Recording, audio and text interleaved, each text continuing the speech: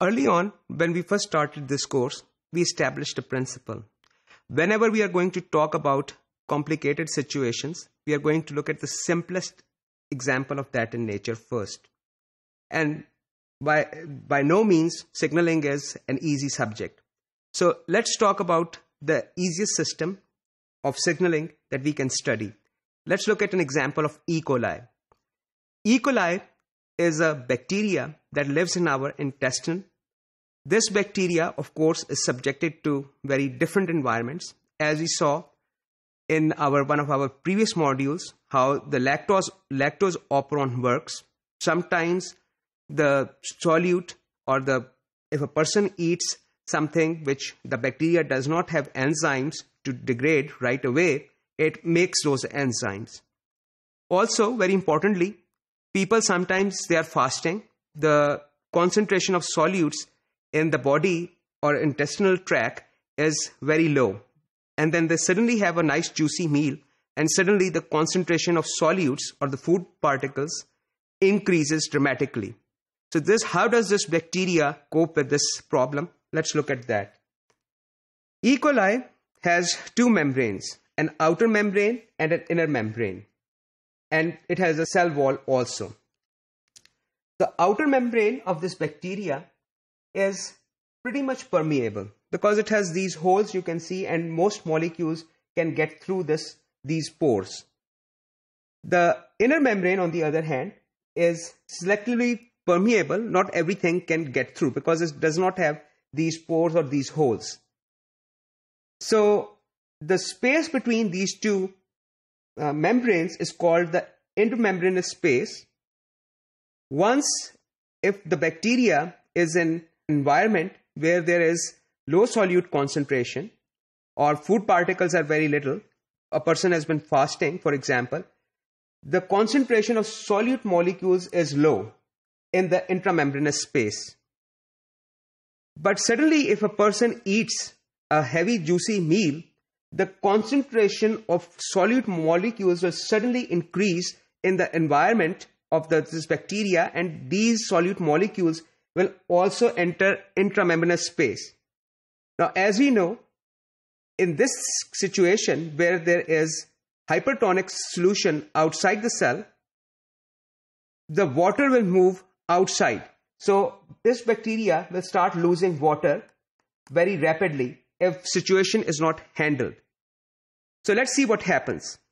Once the solute concentration increases in the intramembranous space, there is a receptor present in the inner membrane of this bacteria.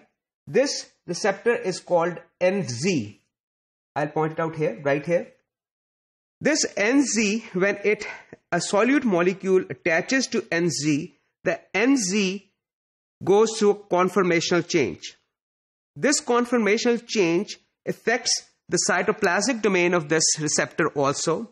And once that happens, a new domain, for example, when this atoms within this molecule rearrange, a region of this molecule which has a kinase activity and enzymatic activity that can attach a phosphate group to this enzyme, to this receptor, appears or is unfolded, is now available, and it does what it is supposed to do. It uses an ATP and puts one of the phosphate groups from ATP to the cytoplasmic domain of this receptor.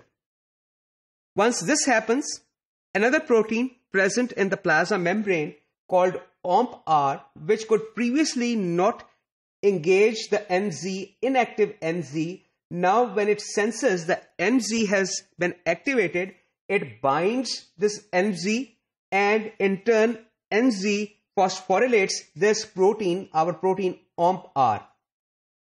OMP-R, once it is phosphorylated, it itself has a conformational change. Now certain regions of this protein are exposed which were hidden previously. These regions of this protein can bind specific regions of DNA on the chromosome of this bacteria. When that happens, this protein OMP-R acts as a transcription factor, recruits RNA polymerase. RNA polymerase will form messenger RNA, which will be translated into a protein, and in this case we call the protein OMP-C. OMP-C will be exported in the intramembranous space, and it finds these pores and plugs them. So no new solute molecules can enter the intramembranous space, changing the osmolarity of fluid there. So couple of things I would like to again clarify. The activity of this enzyme, NZ, putting a phosphate group on itself, is called autophosphorylation. NZ, once it becomes active, it phosphorylates OMP-R. So OMP-R is basically responding to the change in NZ structure. Therefore, it is called a responder in this scenario. So also we talked about this, that signals have to be amplified. So here one NZ can activate one OMP-R, which will result in production of 1 or 2 messenger RNAs, and which will result in production of several hundred OMP-C proteins. So the first thing, ligand receptor interaction, conformational change. These are the lessons we have learned from this example. Activity of the receptor is changed, which results in autophosphorylation, which results in phosphorylation of the responder, OMP-R in our case. Signal is amplified. Transcription factor is activated, which is OMP-R, our responder.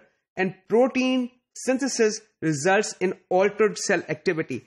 So this bacteria has developed a mechanism preventing water loss once the external environment changes. So this bacteria produces a protein which alters its activity, prevents water from leaving the cell and entering the extracellular space. Even such a primitive small animal, a small cell living entity has developed this mechanism.